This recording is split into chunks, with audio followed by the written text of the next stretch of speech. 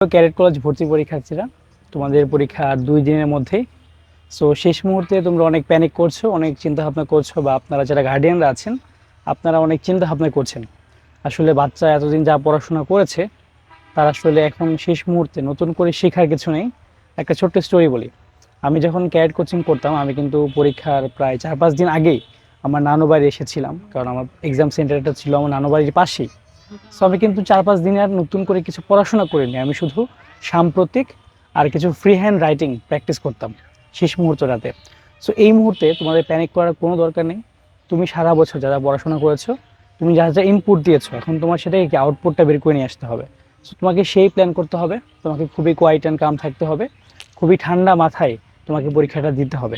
তুমি যতটুকু পারো তার মধ্যে থেকে কোনো ভুল করা যাবে না। অনেকেই বলছিলে যে শেষ মুহূর্তে আসলে কীভাবে প্রস্তুতি নেবে, এটাই আসলে শেষ মুহূর্তের প্রস্তুতি।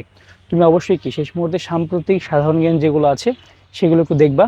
তুমি শেষ মুহূর্তে বাংলা আর ইংলিশ যে ফ্রি হ্যান্ড রাইটিং আছে সেগুলো একটু ভালো মতো রিভিশন দিয়ে যাও। রিভিশন মিনস তুমি একটু প্র্যাকটিস করো, তুমি একটু দেখো একটা যে কোনো একটা টপিক নাও, সেই টপিকটাকে তুমি লিখো, তুমি লিখতে পারছো কিনা বাংলা এবং ইংরেজিতে। এটা গেল। আর এক্সাম হল স্ট্র্যাটেজি নিয়ে অনেকে জিজ্ঞাসা করছিলে যে এক্সাম হলে কীভাবে কী করব। প্রথম কথা, এক্সাম হলে গিয়ে চুপচাপ বসে থাকবা ঠান্ডা মাথায়। তুমি পরীক্ষা দিবে, একটু পরে তোমার প্রশ্ন দিবে, তোমার পরীক্ষাটা তোমার নিজে দিতে হবে। তোমার আশেপাশেও তোমার চেনা জানা মানুষের সিট পড়বে না।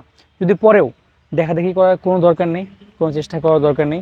তোমার পরীক্ষাটা তুমি দাও, তোমার মতো করে দাও, তুমি যতটুকু পারো। যদি মনে হয় প্রশ্ন অনেক কঠিন হয়েছে, তাহলেও কোনো প্যানিক বা ভয় পাওয়ার কিছু নেই। কারণ প্রশ্ন তোমার জন্য কঠিন হলে সেটা কি সবার জন্যই কঠিন। আমার টাইমের একটা স্মৃতি মনে পড়ছে আমার, যে আমার দিন আসলে পরীক্ষা দিয়ে বের হওয়ার পরে সবাই খুব কান্নাকাটি যে ম্যাথ প্রশ্ন কঠিন হয়েছে, এটা কঠিন হয়েছে। তো আমার কোনো চিন্তা ভাবনা নেই, কারণ আমার জন্য যদি কঠিন হয় তাহলে সেটা কি সবার জন্যই কঠিন সারা বাংলাদেশের। সো এটা নিয়ে ভয় পাওয়ার কোনো কিছু নেই। তুমি তোমার পরীক্ষাটা দিয়ে আসবা, ঠান্ডা মাথায় দিয়ে আসবা। পরীক্ষা দেওয়ার পরে কে কত পাচ্ছে, সে 200-তে 200 পাবে, 300-তে 300 পাবে, যে যাই বলুক না কেন সেগুলোতে কান দেওয়ার দরকার নেই। তোমার পরীক্ষা দিয়ে আসবা, আসার পরে ঠান্ডা মাথায় একদিন ঘোরাঘুরি করবা, আবার ক্লাস 7-এর পড়াশোনা শুরু করে দিবা, কোথাও ভর্তি হয়ে যাবা। আর যাদের পরীক্ষা খুব ভালো হয়েছে তোমরা ভাইবার জন্য প্রস্তুতি নিবা। এই তো। সো সবাইকে বেস্ট অফ লাক। শেষ মুহূর্তে আর যদি আরও কোনো প্রশ্ন থাকে তোমরা সেটা আমাকে জানাও, ইনশাল্লাহ কমেন্টে উত্তর দিব।